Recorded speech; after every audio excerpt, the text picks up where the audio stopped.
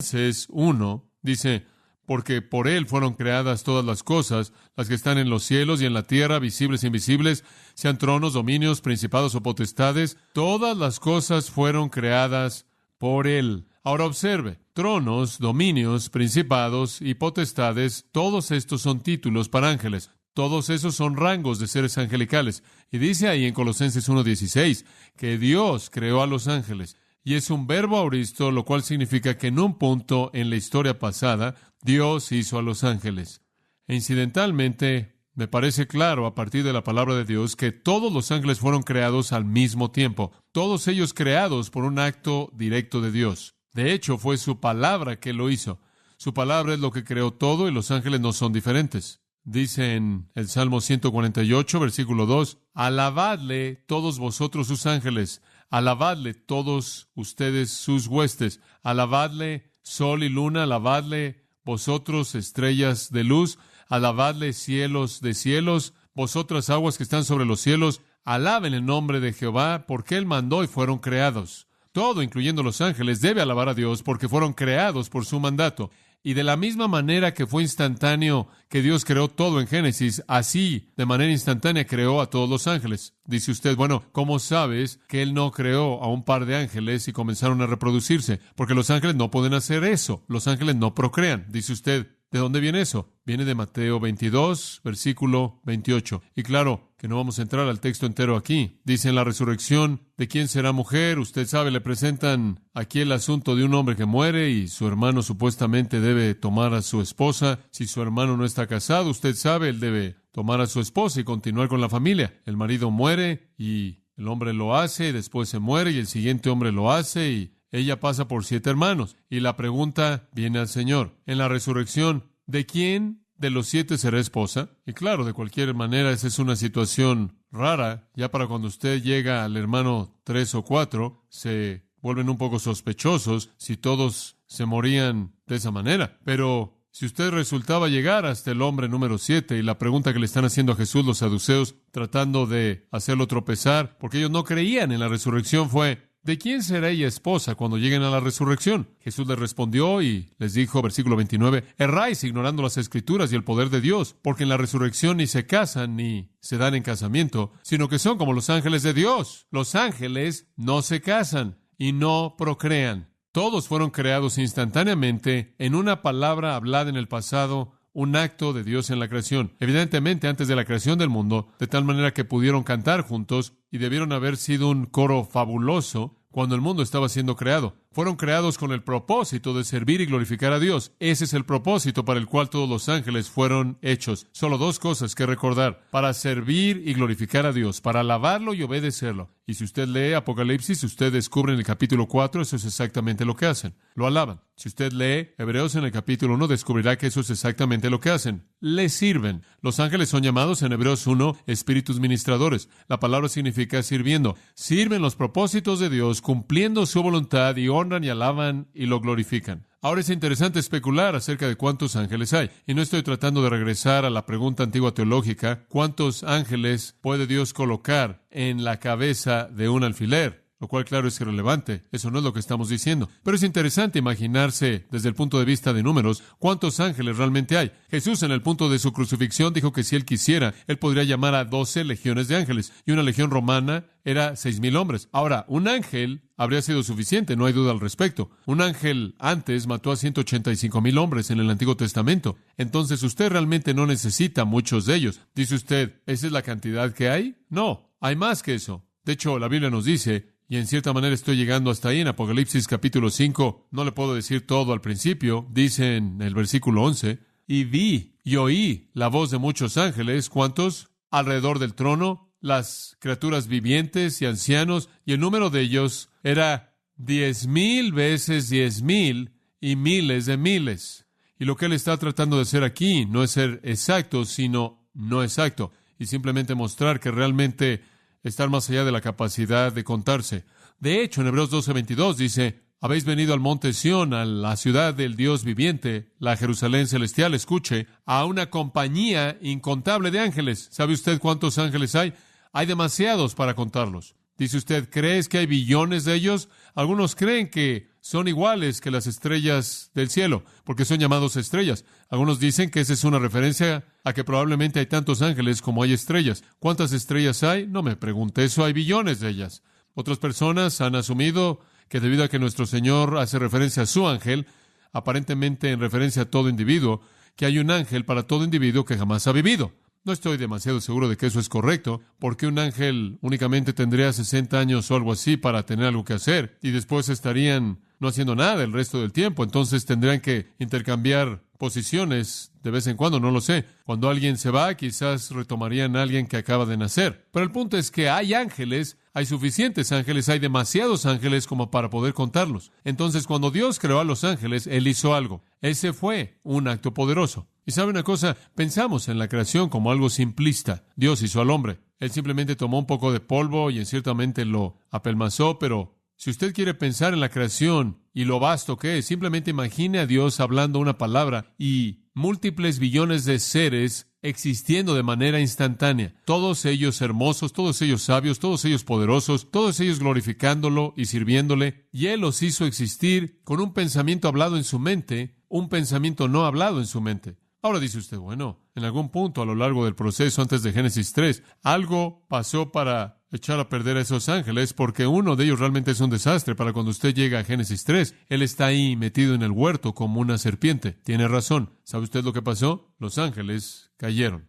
Una tragedia sucedió. Un gran grupo de los ángeles en el cielo se rebeló. Una de las preguntas más difíciles en toda la teología es lo que llamamos el problema de la teodicia. ¿De dónde vino el pecado? Bueno, decimos ángeles pecaron primero, cayeron. ¿De dónde vino? La mejor respuesta es no sabemos. Pero créame, vino, eso lo sabemos. Eso es evidente de manera inmediata. Y sabe una cosa, me hago la pregunta, ¿cómo es posible que los ángeles se rebelaran? Digo, ¿en contra de qué se estaban rebelando? ¿En contra de un Dios absolutamente santo? ¿En contra de una situación absolutamente llena de gozo? ¿Tenían inteligencia? ¿Vieron la situación en la que existían? ¿Debieron haber visto que era una situación absolutamente gloriosa? ¿Tenían la capacidad de comunicarse? ¿Tenían la capacidad de responderle a Dios y Dios de responderle a ellos? ¿Tenían emociones? ¿Pasaron su tiempo alabando a Dios? ¿Eran criaturas que eran responsables? ¿No eran robots? ¿Eran inteligentes, emocionales? ¿Tuvieron voluntad, como es evidenciado por su decisión? Pero se rebelaron. No sé por qué, no sé cómo la tentación jamás pudo haberse generado a sí misma en la mente de Lucifer, pero sé que así sucedió porque soy un producto de los resultados. El líder de la rebelión es Satanás, y en Mateo 25:41, nuestro Señor habla de las huestes de Satanás como sus ángeles. Satanás y sus ángeles. Ahora escúchame, ¿cuántos ángeles cayeron? Según Apocalipsis, capítulo 12, tenemos una respuesta clara. Quiero llevarlo ahí y mostrárselo. Apocalipsis, capítulo 12, nos dice, en el versículo 3 y 4, acerca de Satanás, y él es llamado el dragón. En el versículo 3 es llamado el gran dragón rojo. Y el versículo 4 nos cuenta de su caída. Escuche. Y su cola llevó consigo a la tercera parte de las estrellas del cielo. ¿Cuántos ángeles estuvieron en la rebelión? 1/3 de ellos. Eran superados 2-1 por los ángeles santos. Pero esa es la cantidad que estuvo en la rebelión. Ahora, 1/3 de los ángeles se rebeló con Satanás. Dice usted, ¿acaso todos esos ángeles están sueltos, corriendo por todas partes en la tierra como los ángeles de Satanás, a quienes llamamos demonios? No, no todos ellos están corriendo por todos lados. Algunos de ellos están encerrados. ¿Sabía usted eso? ¿Sabía usted que algunos de esos demonios están encerrados? Algunos de ellos están encerrados por un tiempo y algunos de ellos están encerrados para siempre. Permítame darle un pequeño diagrama, simplemente como hacemos un diagrama de una oración. Tengamos aquí una línea y digamos ángeles se dividen en dos partes, santos o elegidos. Ángeles santos o elegidos. En la línea de abajo tenemos a los ángeles caídos. De los ángeles caídos hay dos tipos, los que están sueltos y los que están encerrados. A los sueltos los llamados demonios. Los encerrados hay dos tipos, los que están encerrados permanentemente, los que están encerrados temporalmente. Los que están encerrados permanentemente nos son dados en Judas y en Pedro, en donde están reservados en cadenas eternas, y creemos que esos son los que pecaron en Génesis 6, cohabitando con mujeres, produciendo gigantes en la tierra, que fueron destruidos en el diluvio. Los que están temporalmente encerrados podrían ser los que han sido arrojados al abismo. Y en Apocalipsis 9 son vistos saliendo del abismo durante la tribulación, pero hay muchos de ellos sueltos ahora. Entonces hay billones de demonios, algunos encerrados temporalmente, algunos encerrados permanentemente, y muchos de ellos sueltos. Son los ángeles de Satanás. Ahora, esta es una introducción breve al concepto de un ser real, personal, vivo llamado el diablo. Él es el líder de esa rebelión de ángeles. Ahora, ¿es verdad? Y esa es una pregunta apropiada. ¿Realmente hay un diablo? Algunas personas creen que lo único que es muy real acerca del diablo es el hecho de que él es un disfraz de Halloween y nada más. Que la caricatura de Satanás es simplemente alguien que algo soñó para asustar a los pequeños, para hacer lo que su papá les dice que hagan. ¿Hay alguna evidencia para creer que hay un diablo, un ser activo personal que se opone al plan de Dios? Bueno, ciertamente si usted ve con cuidado la razón, la filosofía, simplemente pensarlo, tiene que haber un adversario. Tómelo filosóficamente. Hay un Dios, Él hace un mundo. Él es lo suficientemente poderoso como para hacer un mundo como Él quiere hacer un mundo. En medio de ese mundo que Él ha hecho, la armonía absoluta no existe. Hay una dicotomía desconcertante de felicidad y tristeza, de sabiduría y torpeza, de satisfacción y fracaso, de amabilidad y crueldad, de vida y muerte. Parece haber dos cosas que van paralelas que nos confunden. Y cuando le decimos a alguien que es impío, Dios es un Dios amoroso y bueno, son aptos para venir y contestarnos, en serio, bueno, dime acerca de esto, ¿qué hay acerca de esto y esta tragedia? El hecho mismo de que toda esta oposición a Dios existe es la suficiente evidencia de algún otro ser personal que está involucrado de manera activa en tratar de estorbar el plan de Dios. ¿Puede el mismo ser crear lo bueno que quiere hacer y después crear su opuesto y pelear en contra de sí mismo y estar ahí de pie frustrado en la pelea? No. Eso es como la pregunta antigua, ¿acaso Dios puede hacer una roca tan grande que Él no puede levantarla? No tiene sentido. El doctor von Gertel dice, y cito, por un lado, muestra demasiada inteligencia. Él está hablando del universo. Demasiada sabiduría y felicidad para justificar una negación de Dios. Por otro lado, muestra demasiada falta de inteligencia, maldad e infelicidad para hacer la creencia en Dios probable. Fin de la cita. Eric Sauer dice de manera muy útil en su libro El hombre, el rey de la tierra, la existencia de la tristeza y la maldad a lo largo del mundo prueba la existencia de un poder trascendental, real, dinámico, hostil, que no es deseado por Dios. Porque Dios nunca, y estoy diciendo yo esto ahora, porque Dios nunca crearía y se quedaría ahí de pie y se volvería en oposición a aquello que Él determinó. Eso sería como si un hombre estuviera construyendo una puerta y estuviera derribándola al mismo tiempo. Usted no puede hacer eso. Sauer dice, y cito, el hecho es que el diablo es un ser espiritual cuya existencia no puede en manera alguna ser atacada por la filosofía o la ciencia natural, debido a que es solo en nuestro mundo y en nuestro universo que nos rodea de manera inmediata que observamos una falta de armonía, muerte, destrucción e inclusive contemplar meramente especulando de la naturaleza se enfoca en la conclusión de que este mundo y aparentemente el sistema solar conectado con él son el dominio del gobernante y potentado de este mundo. Fin de la cita. Es obvio que hay un ser existiendo para pelear contra los propósitos de Dios. Ahora, además de la necesidad filosófica, hay suficiente evidencia bíblica de que el diablo existe. Y creo que la evidencia más fuerte, por lo menos en mi mente, es la evidencia de nuestro Señor Jesucristo.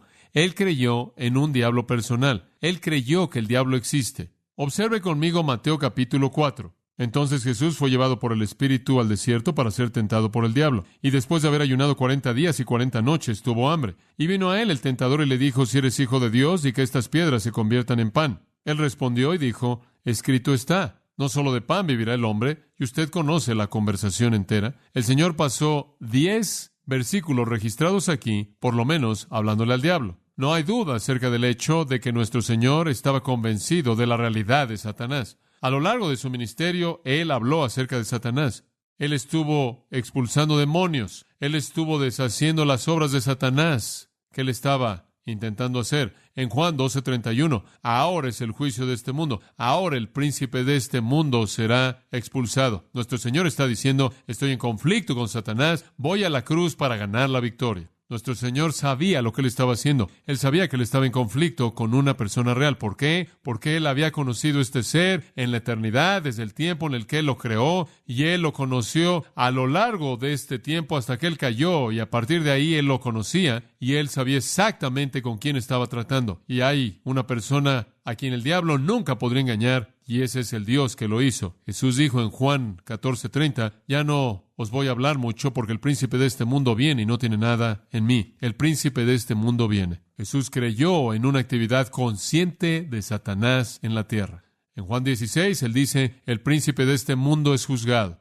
No hay duda acerca del hecho de que nuestro Señor estuvo en conflicto con Satanás. En Juan 8:44 Jesús dice, vosotros sois de vuestro padre el diablo. Pero en Efesios 2:2 Pablo dice, el espíritu que ahora opera en los hijos de desobediencia. Pablo creyó en el diablo. Juan creyó en el diablo. En 1 de Juan, capítulo 3, hemos estado estudiando esto recientemente en nuestro estudio de 1 de Juan. El que comete pecado es del diablo, porque el diablo peca desde el principio. Para este propósito, el Hijo de Dios se manifestó para que destruyera las obras del diablo. Escúchame, decir que usted cree en Cristo, como algunos dicen, y no creer en el diablo, se burla de lo que Cristo estuvo haciendo. Usted tiene que creer en ambos, o usted ni siquiera entiende el Nuevo Testamento. De hecho, nos dice en 1 de Juan 5:19, el mundo entero está bajo el maligno. Santiago creyó en el diablo. Resistid al diablo y huirá de vosotros. Él dijo en el capítulo 4, versículo 7. Pedro creyó en el diablo. Capítulo 5, versículo 8 de 1 de Pedro, él dice, como león rugiente anda alrededor mirando a quién devorar. El Nuevo Testamento está lleno de esto. Ellos creyeron. Ellos supieron cuál fue el propósito de Dios, enviar a Cristo para enfrentar al diablo. Si usted estudia la Biblia, usted tiene que creer que el diablo existe. Simplemente escuche.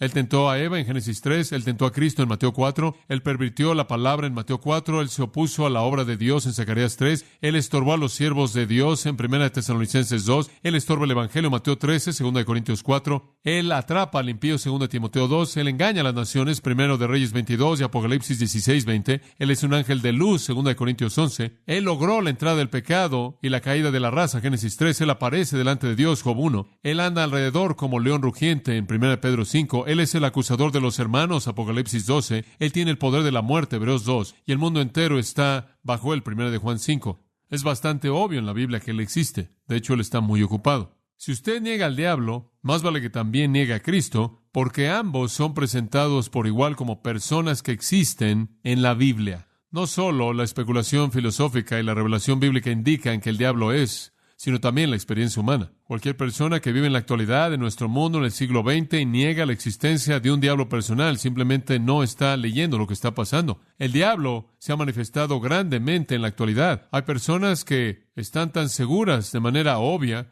de que él existe, que de manera abierta lo adoran. Y hay obras de curación y maravillas que él ya está haciendo en medio de nosotros en el mundo que dan evidencia de su existencia. ¿Es él? Sí, lo es. Ahora, la segunda cosa que queremos considerar acerca de él es ¿quién es él? Así como lo hicimos acerca de Dios en esta mañana. Sí, él es, pero ¿quién es él? Bueno, ya hemos visto que él es un ángel. Él es uno corrupto, él es uno caído, pero él es un ángel. Y escúchame, escucha esto. Los ángeles tienen personalidad. Creo que pensamos de los ángeles como algo más bien etéreo, algo que es blanco, que está aleteando con sus alas y que no tienen una personalidad. Los ángeles tienen personalidades. ¿Sabe una cosa? ¿Se da cuenta de que los ángeles tienen nombres? Es correcto, nombres propios. Dios conoce los nombres de todos los ángeles. Cuando Él llama a un ángel, Él no dice, ángel número 1,400,000 y... No, Él dice, Juan o Guillermo o sea cual sea el nombre del ángel. Dios conoce sus nombres.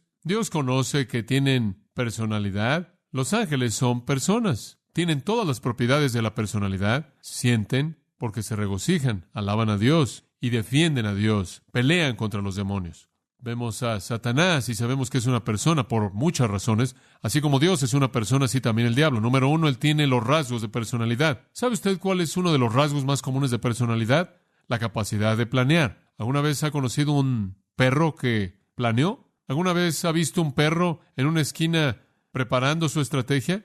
Una de las características de personalidad es la capacidad de hacer un plan, de planear. Los animales no hacen eso. Los animales no hacen planes. Las personas sí. Usted lee 2 Corintios y va a descubrir no solo eso.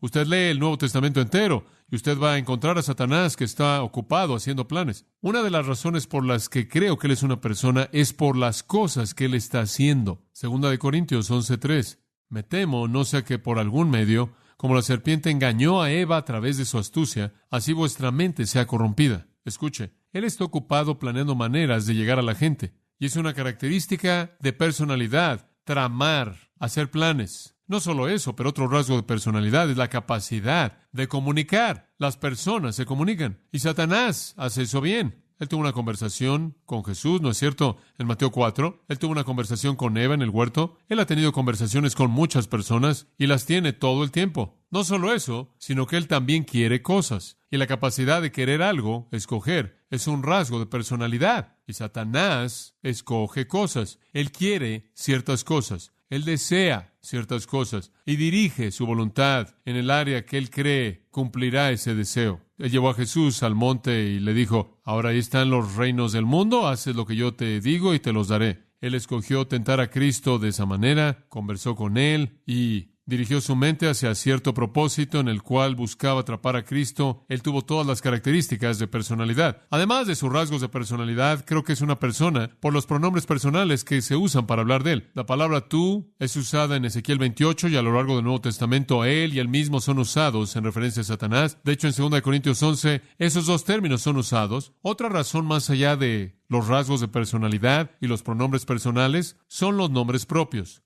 Él tiene muchos nombres propios. Y esos únicamente son dados a personas. Veremos esos en un minuto. Otro pensamiento que creo que es importante es que Dios lo hace responsable a nivel personal, y eso únicamente le pertenece a personas. Los animales no son responsables, no rinden cuentas, no moralmente. No hay estándar bíblico para la conducta de un animal.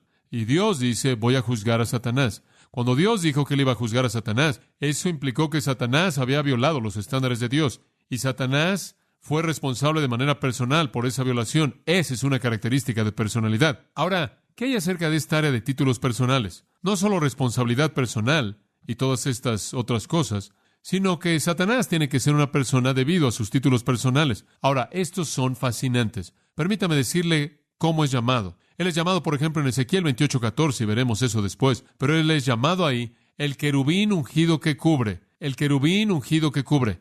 Lo que eso significa es un ángel de alto rango. Y este título mismo en sí habla de personalidad. Él también es llamado el príncipe de este mundo, de nuevo hablando de su rango, como el que gobierna un sistema del mundo de maldad, incluyendo ángeles y a hombres. Él es un gobernante. Él también es llamado el príncipe de la potestad del aire, el gobernante del imperio de la atmósfera. Él es llamado el Dios de este siglo, y la palabra siglo es aión, el Dios de esta era. El Dios que propaga su sistema de filosofía, humanismo, materialismo y sexo. Él también es llamado en Lucas 11:15 el príncipe de los demonios. 2 Corintios 4:4 él es llamado el Dios de este siglo. Pero él es llamado en Lucas 11:15 el príncipe de los demonios, Belcebú. ¿Alguna vez ha oído ese término, Belcebú? Ese es un término interesante y simplemente rápidamente lo que significa es el señor de las moscas. Y quizás usted haya oído de una película, creo, o de un libro en una ocasión que tuvo ese nombre, el señor de las moscas. Es el título de un dios filisteo, y fue dado no solo como la designación de ese dios, sino de Satanás, quien estaba detrás de ese dios. Ahora, como puede ver, todos esos títulos personales, el querubín ungido que cubre, el príncipe de este siglo, el príncipe de la potestad del aire, el dios de este siglo y el príncipe de los demonios, hablan de rango, hablan de gobernar, hablan de autoridad, hablan de poder, hablan de dirección, hablan de planeación, de determinar, de cumplir, de hacer las cosas, y él es una persona capaz de hacer eso. Ahora, Satanás, ¿quién es él? No solo él es una persona, sino que es un espíritu. Satanás es un espíritu, y como dijimos esta mañana, un espíritu es un ser inmaterial. Satanás puede estar aquí en este momento. No sé si lo está. Él probablemente está haciendo algo más. Pero si él estuviera aquí en este momento, no lo sabríamos. ¿Por qué? Porque él es un espíritu. Pero eso no significa que él no está ahí, porque él es un espíritu. Pero eso no significa que él no está aquí. ¿Sabe una cosa? Vivimos en este mundo pequeño en donde lo único que conocemos son las 3 dimensiones que existen. Y quizás concebimos otra dimensión, pero no nos damos cuenta de que este momento, este lugar probablemente simplemente está lleno de muchos ángeles, algunos santos y elegidos y algunos caídos. Y no hay manera de saber lo que está pasando aquí. Digo, ¿sabe una cosa? A mí realmente me gustaría saber qué está pasando, pero nunca podré saberlo. Pero este universo está operando bajo el poder de Satanás y hay una hueste demoníaca que está involucrada de manera activa en desear detener la obra de Dios. Una de las razones por las que sé que tenemos autoridad sobre él es porque de cualquier manera la obra de Dios sigue. Pero los ángeles son espíritus, son inmateriales. Los demonios en Lucas 8:2 son llamados espíritus malos. En Lucas 11:24 son llamados espíritus inmundos, pero son llamados espíritus. Los ángeles son seres espirituales inmateriales. Ahora, escucha esto. Pero no son como Dios. Dios es espíritu, pero Dios está en todo lugar. Los ángeles tienen límites espacialmente. Son espíritus, pero son espíritus con una línea alrededor de ellos. Tienen que moverse, no pueden estar en todo lugar. Son rápidos.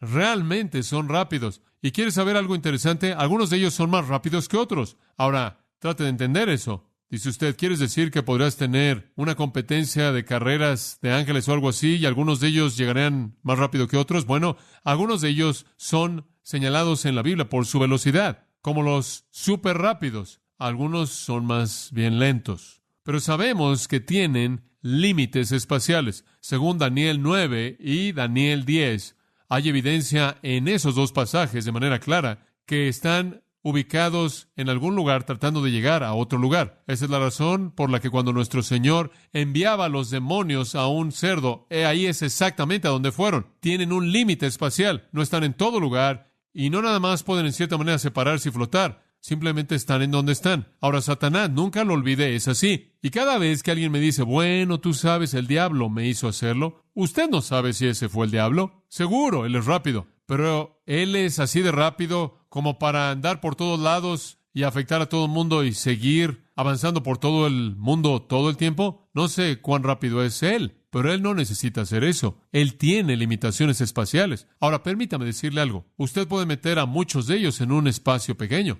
No sé cuán confinado o cuán grande es ese espíritu. Aparentemente ese espíritu inmaterial en cierta manera puede comprimirse en cierto sentido, no sé cómo. Pero ¿no es interesante pensar en cómo los ángeles santos pelean contra los ángeles impíos? Digo, ¿qué hace usted? Digo, usted sabe. ¿Me entiende, verdad? No sé, pero ellos lo hacen. Ahora eso le muestra que estamos a un nivel y no entendemos el otro, ¿verdad? Ahora dice usted, bueno, pensé que algunas veces los ángeles tenían cuerpos. Ahora escúcheme.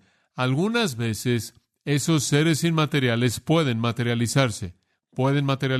Ahora, no sé cómo es que se materializan, pero pueden. Y pueden adoptar un cuerpo. No es un cuerpo como nuestro cuerpo, porque algunas veces tiene alas, ¿no es cierto? Como en Isaías 6. Y es muy hermoso, pero en Sodoma, cuando la gente los vio, cuando se materializaron en cuerpos, toda la gente ahí en la ciudad nunca antes había visto algo así. Y claro, Sodoma era famosa por su homosexualidad. Y cuando la población homosexual de Sodoma vio a esos ángeles materializarse, simplemente se desmayaron. Dijeron, nunca hemos visto algo así. Y los persiguieron hasta la casa de Lot y estaban a punto de destrozar el lugar para tratar de llegar a ellos. Y esa es la razón por la que Dios destruyó la ciudad. Y esa es la razón por la que nosotros usamos la palabra sodomía para referirnos a homosexualidad. Eran tan hermosos y tan hermosos que estas personas que eran tan pervertidos en sus lujurias se vieron atraídos a ellos sexualmente. Otra cosa acerca de los ángeles que es interesante es que son inmortales y nunca mueren. Los ángeles nunca mueren.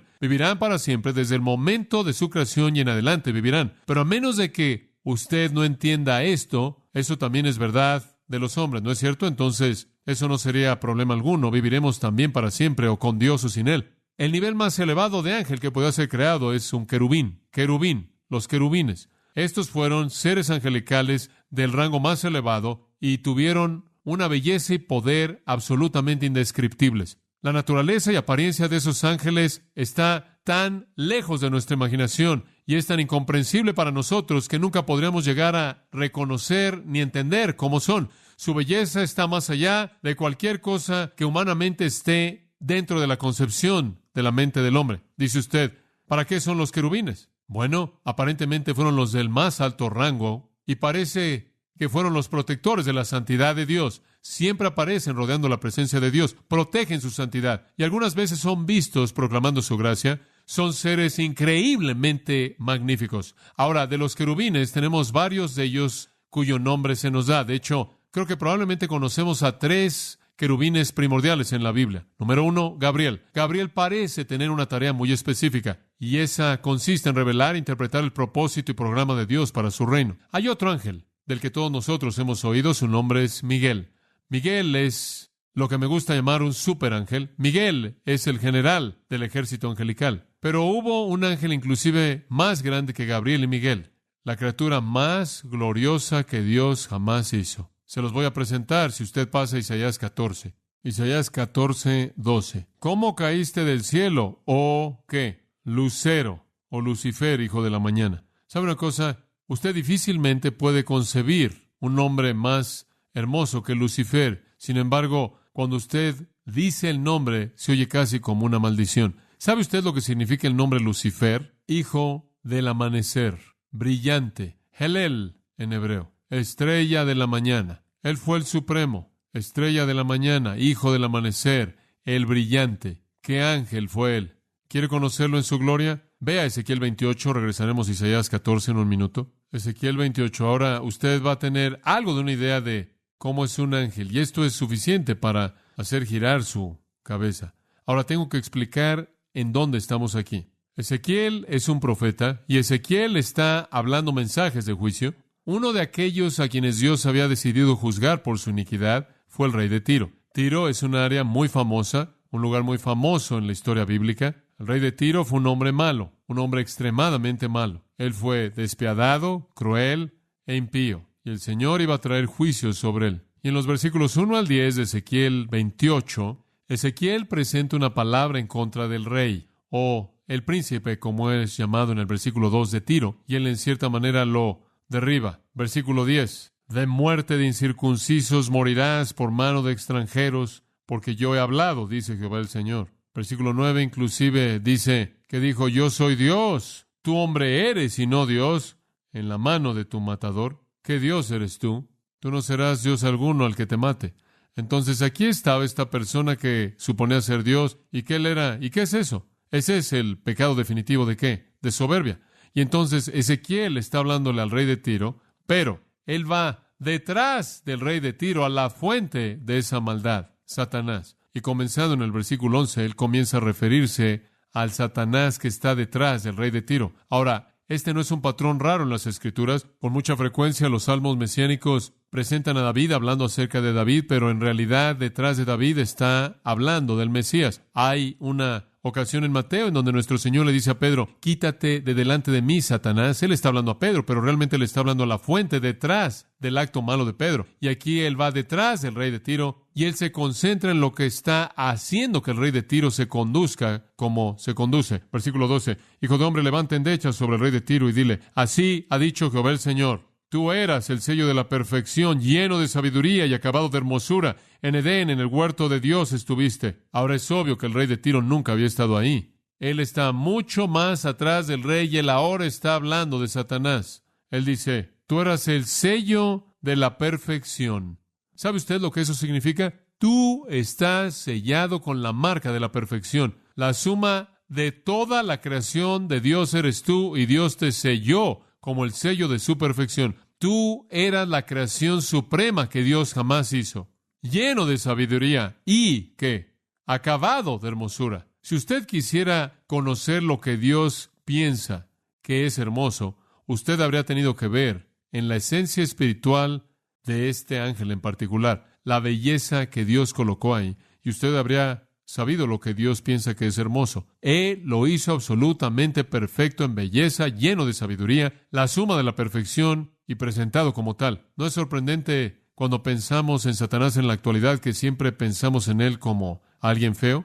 Versículo 13. En Edén, en el huerto de Dios, estuviste. Después lo describe. Es casi como una descripción psicodélica. Aquí está cómo estuvo el cubierto. De toda piedra preciosa era tu vestidura, de cornerina, topacio, jaspe, crisólito, berilo y ónice, de zafiro, carbunclo, esmeralda y oro. Ahora escuche, aquí él retrata a este ángel en casi un retrato psicodélico, refulgente, con una multitud de gemas y joyas brillantes, y no sé cómo concebir esto. También dice algo más acerca de él. Ahora escuche esto. Los primores de tus tamboriles y flautas estuvieron preparados para ti en el día de tu creación. ¿Sabía usted que él fue el músico supremo del cielo? ¿Sabía usted que Satanás probablemente fue el director del coro celestial? Él fue el ser supremo de la creación de Dios. Y él fue la belleza de todo el cielo. Él lo selló. Él fue la suma de toda la perfección de Dios. Y su música iba más allá de la comprensión. Eso le da una pequeña idea de lo que Dios piensa acerca de la música buena. A Dios le encanta. Cuando Dios hizo a la creación suprema que Él jamás hizo, lo hizo un músico. Versículo 14. Tú, querubín grande, protector, yo te puse,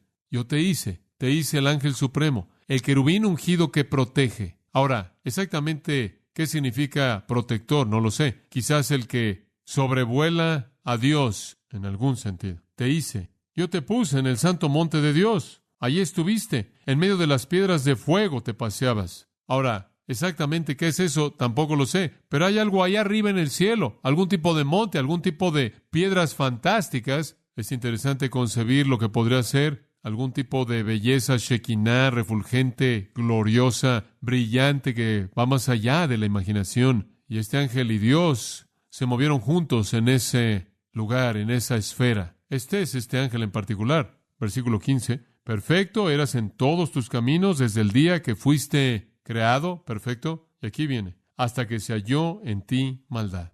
Habría sido lo suficientemente malo si él lo hubiera hecho solo. Pero ¿sabe usted lo que él hizo? Él no mantuvo su iniquidad para sí mismo. Él la comercializó. Versículo 16. A causa de la multitud de tus contrataciones, fuiste lleno de iniquidad y pecaste. Por lo cual yo te eché del monte de Dios y te arrojé de entre las piedras del fuego, oh querubín protector. Sea cual sea el monte de Dios, y sea lo que hace en referencia a las piedras de fuego, ahí es en donde Dios está. Ese es el centro de sus cielos. Te expulsaré no solo porque pecaste, sino porque comercializaste con tu pecado. Versículo 18 dice, con la multitud de tus maldades y con la iniquidad de tus contrataciones profanaste. Contrataciones o tu tráfico, lo propagaste. ¿Sabe usted lo que Satanás hizo cuando se fue? Él no se fue solo. ¿Cuántos se fueron con él? 1/3. Yo pues saqué fuego de en medio de ti, el cual te consumió y te puse en ceniza sobre la tierra a los ojos de todos los que te miran. Dios dice, pagarás, Satanás, pagarás un precio alto.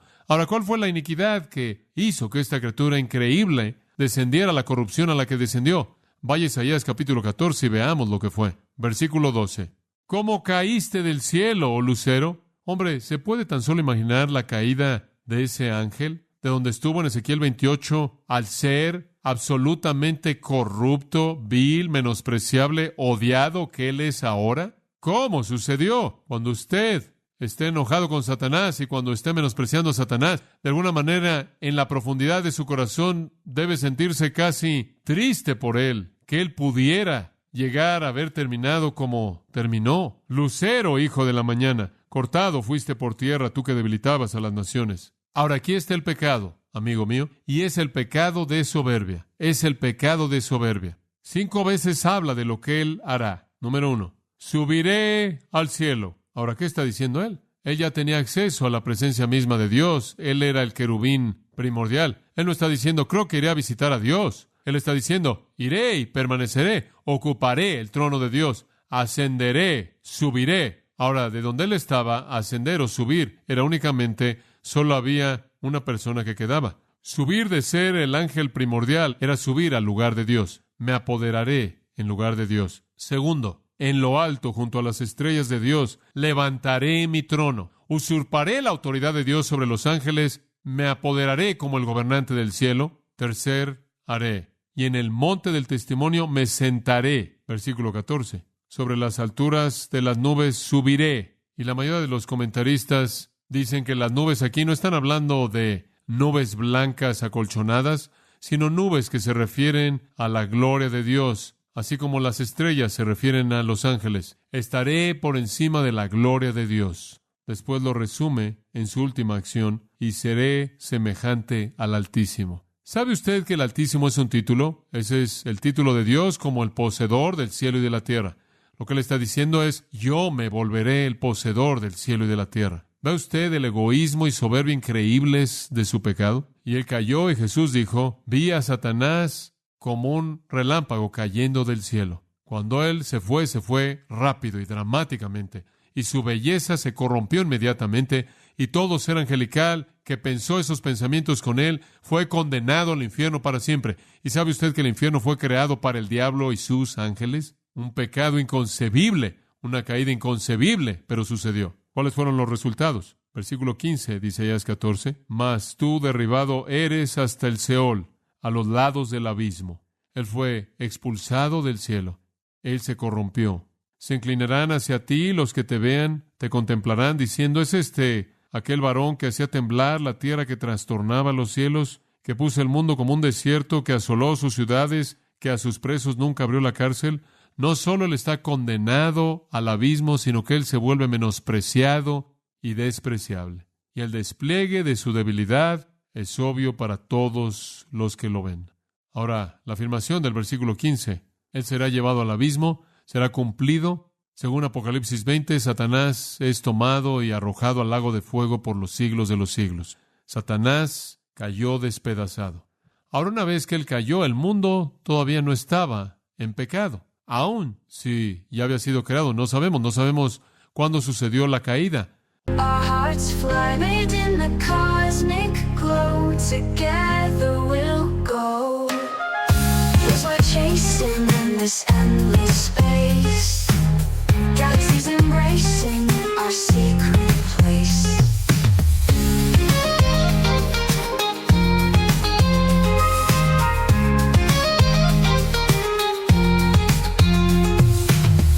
Guitar strings hum with a starry embrace. Melody so clear, guiding our pace. Under the moonlit sky, we let our hearts fly, made in the cosmic glow. Together